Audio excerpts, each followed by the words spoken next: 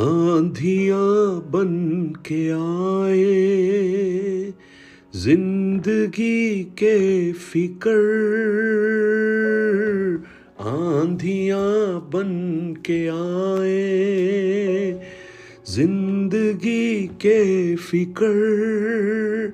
कौन है तेरा खेवनहारा, है भरोसा तेरा किस पर। कौन है तेरा खेवनहारा, है भरोसा तेरा किस पर। गिन गिन के स्तुति करूं बेशुमार तेरे दानों के लिए। अब तक तूने संभाला मुझे अपनी बाहों में लिए हुए। अब तक तूने संभाला मुझे अपनी बाहों में लिए हुए। Good morning, praise the Lord. दिन की शुरुआत परमेश्वर के वचन के साथ। आज इस प्रातःकाल एक बार फिर मैं आप सब प्रिय भाई बहनों का इस वचन मनन में स्वागत करता हूं। आंधियां बन के आए जिंदगी के इस सफर में। आज हम हमारे जीवन को जब आकलन करते हैं, कई बार हमारे जीवन में ऐसी आंधियां आती हैं, ऐसे तूफान आते हैं, मानो ऐसा लगता है कि उन्होंने हमारा रास्ता रोक दिया है, हमारे उस गंतव्य तक पहुंचने में बाधा उत्पन्न कर दी है। तो हमें ये जानने की आवश्यकता है कि हम उस आंधी और तूफानों के मध्य में किस प्रकार आगे बढ़ सकते हैं और परमेश्वर का वचन हमें इसके बारे में क्या सिखाता है। एक बड़ा अच्छा उदाहरण है कि जब बहुत तेज आंधी और तूफान और बारिश आ रही थी, सारी चिड़ियाएं जो उड़ने वाली पक्षी थे वो सब व्याकुल थे, पेड़ों पर इधर से उधर भाग रहे थे, दौड़ रहे थे, छुपने की जगह ढूंढ रहे थे। लेकिन एक पक्षी था जो बिल्कुल विचलित नहीं था, ईगल। जब उसने देखा कि आंधी और तूफान बहुत अधिक है, उसने क्या किया? उसने अपने पंख फैलाए और उसने उड़ना शुरू किया, ऊंचाइयों की तरफ उड़ना शुरू किया। और उड़ते उड़ते उड़ते वो एक ऐसे रेलम में पहुंच गया जहां पर आंधी था ही नहीं। और वो ऊपर से नीचे देख रहा था कि नीचे क्या हालात हो रहे हैं। और जो पक्षी वहां बैठे थे, जो पेड़ों पर थे, डर रहे थे, लेकिन इसको कोई भय नहीं था क्योंकि ये आंधियों के ऊपर था, आंधियों के ऊपर था। आज हमें भी यही करने की आवश्यकता है। जीवन में जब आंधी तूफान क्लेशों के रूप में, कठिनाइयों के रूप में, तकलीफों के रूप में, बीमारी के रूप में, आर्थिक तंगी के रूप में जब हमारे जीवन में आए, तो हमें भी आत्मिक रूप से ऊपर उठने की आवश्यकता है। लेकिन ये जो आंधियां हैं ना, कई बार हम कई प्रकार की आंधियों को हम पवित्र शास्त्र में देखते हैं और मुख्य रूप से 3 प्रकार की आंधियों को देखते हैं। एक आंधी जो शैतान हमारे जीवन में लेकर आता है। आप अय्यूब के जीवन को देखिए, आप मरकुस 4 अध्याय के 35 से 41 में जब प्रभु यीशु गिरासिनियों के देश की ओर जा रहे हैं तो एक बहुत बड़ा आंधी तूफान आया। ये जो तूफान है, ये हमारे उस बड़े उद्देश्य से हमें रोकने के लिए शैतान लाता है।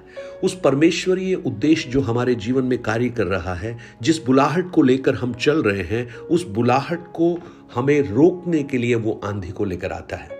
लेकिन हमें उस आंधी और तूफान में भयभीत होने की आवश्यकता नहीं है। आप चेलों को देखिए, चेले डर गए। यीशु ने कहा उनको दूसरे किनारे पर चलने के लिए और चेले डर गए आंधी तूफान को देखकर और वो घबरा गए। उनको लगा कि ये तूफान उनको समाप्त कर देगा। परंतु प्रभु यीशु जब उठे, उन्होंने आंधी और तूफान को डांटा और जानते हैं उनसे क्या कहा? हे अल्प विश्वासियों। उनके विश्वास के ऊपर यीशु ने प्रश्न चिन्ह उठाया और उनसे कहा कि तुम्हें भयभीत होने की आवश्यकता नहीं है, विश्वास रखो। जब हम हमारे जीवन के उन कठिन संघर्षों में गुजरते हैं तो भजन 50 के 15 में लिखा है, मुझे पुकार, संकट के समय मुझे पुकार, मैं तुझे छुड़ाकर अपनी महिमा को प्रकट करूंगा। तो आज अगर आपके जीवन में ऐसी आंधियां हैं जो आपको ऐसा लगता है कि आपके उस बड़े उद्देश्य से आपको आगे बढ़ने से रोक रही हैं, परमेश्वर की सेवकाई से आपको रोक रही हैं, भयभीत कर रही हैं, तो आप विश्वास में आगे बढ़िए। आपको प्रभु दूसरे किनारे पर जरूर लेकर जाएगा। एक दूसरे किस्म की आंधी है जो हमारे जीवन के कुछ गलत निर्णय के द्वारा उत्पन्न होते हैं, और कई बार सर्कमस्टेंसेस, जो परिस्थितियां हैं, वो क्रिएट करती हैं। अगर आप प्रेरितों की पुस्तक 27 अध्याय 9 से 12 और 18 से 20 जब पढ़ेंगे, वहां पर पौलुस ऐसी ही एक आंधी और तूफान का शिकार बन गया है। वो उसकी गलती नहीं थी, उसने तो सलाह दी थी कि इसमें यात्रा मत करो, परंतु लोगों ने नहीं माना, और उसका परिणाम यह हुआ कि वो एक बहुत बड़े तूफान के बीच में फंस गए।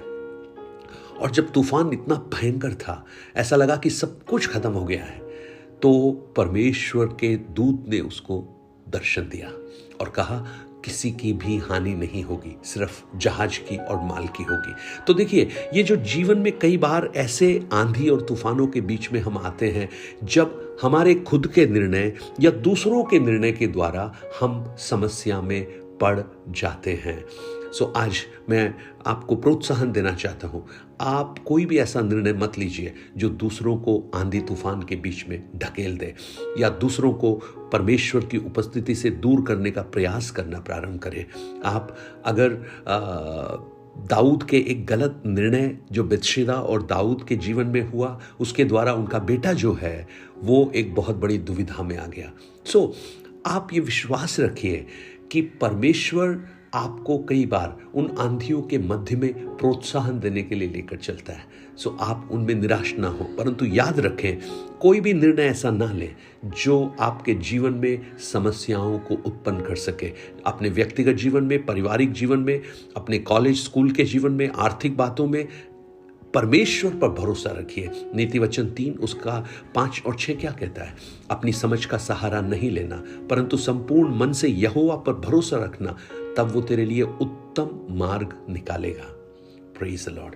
लेकिन एक तीसरी तरह की आंधी भी है जो परमेश्वर अलाउ करता है, परमेश्वर लेकर आता है, और उसके कई सारे कारण होते हैं अपने उस बड़े उद्देश्य को हमारे जीवन में प्रकट करने के लिए, और कई बार हमें सुधारने के लिए या हमारे विश्वास को और बढ़ाने के लिए। Praise the Lord. वचन 11 के 5 में लिखा है, परमेश्वर भक्तों को टेस्ट करता है और उस पर्पस को पूरा करने के लिए वो प्रयत्न करता है। जोसेफ को देख लीजिए, इतनी आंधी तूफानों के बीच में से गुजरा, परंतु वो विश्वस्त रहा, खड़ा रहा, और वो उस देश का प्रधानमंत्री बन गया। अब्राहम को देखिए, उत्पत्ति 22 अध्याय में एक बहुत बड़ी आंधी के बीच में इसहाक को बलिदान चढ़ाना है उस मोरिया पर्वत के ऊपर, और परमेश्वर ने ऐसा एक तूफान उसके जीवन में भेजा, लेकिन वो आज्ञाकारी था। उसने विश्वास किया, उसने परमेश्वर पर भरोसा किया, और उस आंधी में रुका नहीं, वो आगे बढ़ गया। और जब आगे बढ़ा तो जानते क्या हुआ? परमेश्वर ने उसके लिए एक बंदोबस्त किया, एक यहोवा यीरे, एक नाम परमेश्वर को अब्राहम ने दिया। लेकिन आप योना के जीवन को देखिए। योना को परमेश्वर ने कहा कि निनवे में जाना है, परंतु योना वहां से भागकर तरशीश को गया। तब एक करेक्शन की आंधी वहां पर उठी, सुधार की आंधी। Praise the Lord. और वो आंधी इतनी भयंकर थी कि योना मछली के पेट के अंदर चला गया। लेकिन वहां पड़े हुए योना ने पुकारा, प्रार्थना किया, पश्चाताप किया, और अपने मन को परमेश्वर की ओर मोड़ा। तब परमेश्वर ने उस आंधी में से उसको बाहर निकाला। वही मछली जो उसको निगल गई थी, वही मछली उसको निनवे में ले जाकर छोड़ देती है।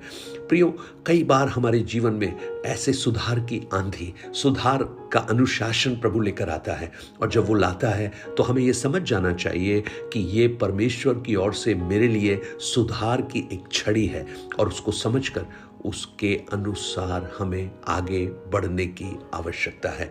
सो देखिएगा, ये 3 तरह की आंधियां हम देखते हैं। अगर आज आप किसी आंधी के मध्य से गुजर रहे हैं तो एक बार अपने घुटनों पर आइए, प्रार्थना कीजिए और सोचिए ये क्यों है, और उसमें से निकलने के लिए मुझे और प्रभु के साथ और रिश्ते में गहराई के साथ आगे बढ़ने की आवश्यकता है। जब आप ऐसा करेंगे, प्रभु आपको उन आंधियों के बीच में से मजबूती के साथ खड़ा करेगा और आप और भी विश्वास में मजबूत होकर आगे बढ़ते जाएंगे। आंधी में गिरिए नहीं, आंधी में रुकिए नहीं। शैतान आपके जीवन में आंधी लाएगा, लेकिन परमेश्वर उन आंधियों को बुझाकर आपको अपने बड़े पर्पस के लिए ऊपर ले जाएगा।